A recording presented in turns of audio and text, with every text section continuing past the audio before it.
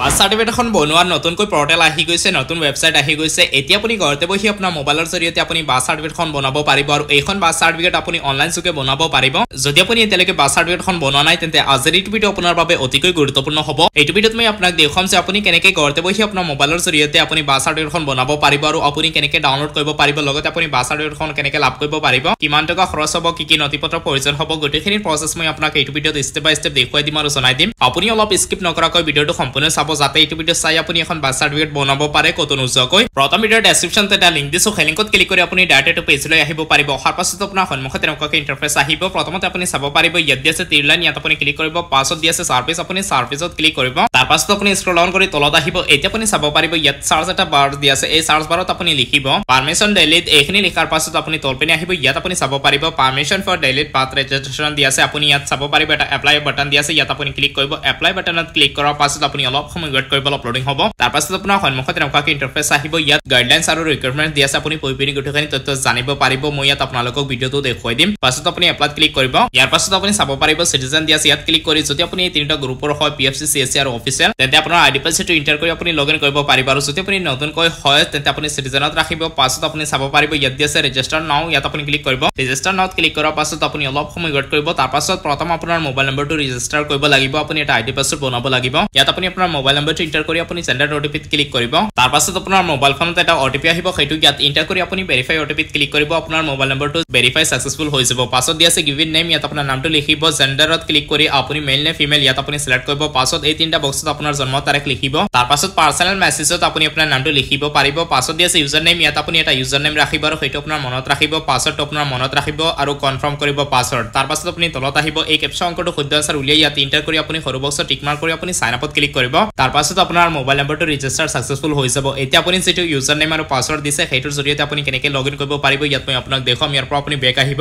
Back অহাৰ পাছত আপুনি চাব পাৰিব ইয়াত দিয়া আছে লগইন, আপুনি লগইনত ক্লিক কৰিব। তাৰ পাছত ইয়াত আপোনাৰ ইউজাৰ নেম আৰু পাছৱৰ্ড এন্টাৰ কৰি আপুনি সৰু বক্সত টিক মাৰ্ক কৰি আপুনি সাইন ইনত ক্লিক কৰিব। তাৰ পাছত আপুনি ইয়াত লগইন হৈ যাব। তাৰ পাছত আপোনাৰ সন্মুখত এপ্লিকেশন ফৰ্মখন খোল খাই যাব। ইয়াত আপুনি চাব পাৰিব এপ্লিকেশনখন অহাৰ পাছত এতিয়া আপুনি এইখন সম্পূৰ্ণ ফিলআপ কৰি সাবমিট কৰিব লাগিব। ইয়াত প্ৰথমতে আপুনি চাব পাৰিব the certificate will be delivered within 10 days. ইয়াত আপুনি চাব পাৰিব মাত্ৰ 10 দিনৰ ভিতৰত আপুনি এখন লাভ কৰিব পাৰিব আৰু আপোনাৰ খৰচটো মাত্ৰ 30 টকা হ'ব। 30 টকা এতিয়া নহয়, এতিয়া 10 টকা মাত্ৰ খৰচ হয়। ইয়াত 30 টকা লিখা আছে কিন্তু আপোনাক 10 টকা এটা খৰচ কৰিব লাগিব। তাৰ পাছত ইয়াত প্ৰথমতে আপোনাৰ নামটো লিখিব। পাছত দিয়া আছে এপ্লিকেণ্ট জেন্ডাৰ, ইয়াত ক্লিক কৰি আপুনি মেল নে ফিমেল ইয়াৰ পৰা আপুনি সিলেক্ট কৰিব। পাছত আপোনাৰ মোবাইল নম্বৰটো ইয়াত অটোমেটিকলি আহিব, ইমেইল দিলে দিব পাৰে, নিদিলে একো নাই। পাছত ইয়াত ৰিলেশ্যন উইথ নিউ বৰ্ণ দিয়া আছে, ইয়াত আপুনি ক্লিক কৰিব। ক্লিক কৰাৰ পাছত কাৰ বাবে এপ্লাই কৰি আছে, আপোনাৰ ৰিলেশ্যন কি হয় সেইটো ইয়াৰ পৰা আপুনি সিলেক্ট কৰিব। ইয়াৰ পাছত পেন কাৰ্ড নাম্বাৰটো এৰিব পাৰে। ইয়াত ৰঙা ষ্টাৰ দিয়া নাই, যিখিনি ৰঙা ষ্টাৰ দিয়া আছে সেইখিনি ফিলআপ কৰিব লাগিব আৰু যিখিনি ৰঙা ষ্টাৰ দিয়া নাই সেইখিনি আপুনি এৰিব পাৰে। পাছত ইয়াত আপোনাৰ নামটো লিখিব। তাৰ পাছত আপোনাৰ জন্ম তাৰিখ ইয়াত আপুনি লিখিব। আপোনাৰ বয়স যদি বেছি হৈ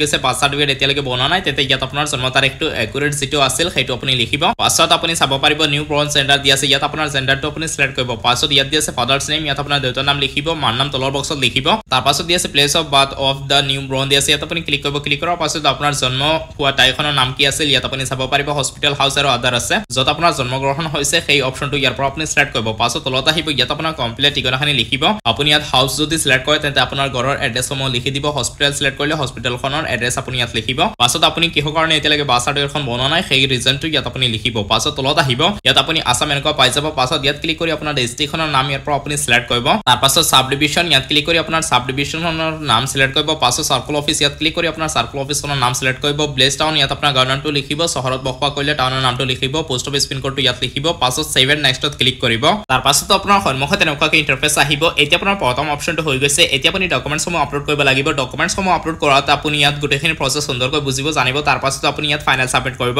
প্ৰথমতে আপুনি চাব পাৰিব ইয়াত দিয়া আছে register hospital government private certificate regarding birth or age proof any. আপুনি চৰকাৰী বা প্ৰাইভেট যিকোনো হস্পিটেলত গৈ আপুনি হাতেৰে লিখিত এখন সাৰ্টিফিকেট আনিব লাগিব আৰু সেই সাৰ্টিফিকেট ইয়াত আপুনি আপলোড কৰিব লাগিব। আপুনি সিলেক্টত ক্লিক কৰি প্ৰথম অপশন সিলেক্ট কৰিব। ব্ৰাউজাৰ ক্লিক কৰি সেইখন আপোনাৰ মোবাইল ফোনৰ পৰা আপলোড কৰিব আৰু ডকুমেণ্টছসমূহ আপলোড কৰাত আপুনি PDF-ত কৰিব। পাছত আপুনি চাব পাৰিব স্কুল সাৰ্টিফিকেট এডমিট কাৰ্ড দিয়া আছে আৰু 6 বছৰতকৈ অধিক যদি আপোনাৰ বয়স হৈ গৈছে তেন্তে আপোনাৰ মা দেউতাৰ ডকুমেণ্টছ আপুনি দিব পাৰে বা তলত হ'লেও আপুনি দিব পাৰিব। ইয়াত আপুনি সিলেক্টত ক্লিক কৰি আপুনি প্ৰথম অপশন সিলেক্ট কৰিব। ব্ৰাউজাৰ ক্লিক কৰি সেইখন আপোনাৰ মোবাইল ফোনৰ পৰা আপলোড কৰিব। পাছত দিয়া আছে এফিডেভিট, ইয়াত ক্লিক কৰি আপুনি প্ৰথম অপশন সিলেক্ট কৰিব। পাছত আপুনি ব্ৰাউজাৰ ক্লিক কৰি সেইখন আপোনাৰ মোবাইল ফোনৰ পৰা আপলোড কৰিব। ইয়াৰ পাছত এনি আদাৰ ডকুমেণ্টছত আপুনি যিকোনো এখন ডকুমেণ্টছ আপোনাৰ দিব পাৰে। ইয়াত আপুনি ব্ৰাউজাৰ ক্লিক কৰি সেইখন আপোনাৰ মোবাইল ফোনৰ পৰা আপলোড কৰিব। তাৰ পাছত তলত আহি ইয়াত আপুনি সেভ এণ্ড নেক্সটত ক্লিক কৰিব। তাৰ পাছত আপোনাৰ সন্মুখত এপ্লিকেশন ফৰ্মখনৰ কমপ্লিট প্ৰিভিউ আহিব ইয়াত আপুনি সুন্দৰকৈ চেক কৰি ল'ব যদি আপোনাৰ লাগে একেবাৰে সঠিক আছে তেন্তে তলত আহিব অহাৰ পাছত আপুনি এডিটত ক্লিক কৰি শুধাৰণি কৰিব পাৰিব প্ৰিণ্টত ক্লিক কৰি আপোনাৰ কাস্টমাৰৰ হাতত দিব পাৰে যদি কোনো কাস্টমাৰৰ বাবে আবেদন কৰি আছে তাৰ পাছত আপুনি মেক পেমেন্টত ক্লিক কৰিব যদি আপোনাৰ লাগে একেবাৰে সঠিক আছে তেন্তে আপুনি মেক পেমেন্টত ক্লিক কৰিব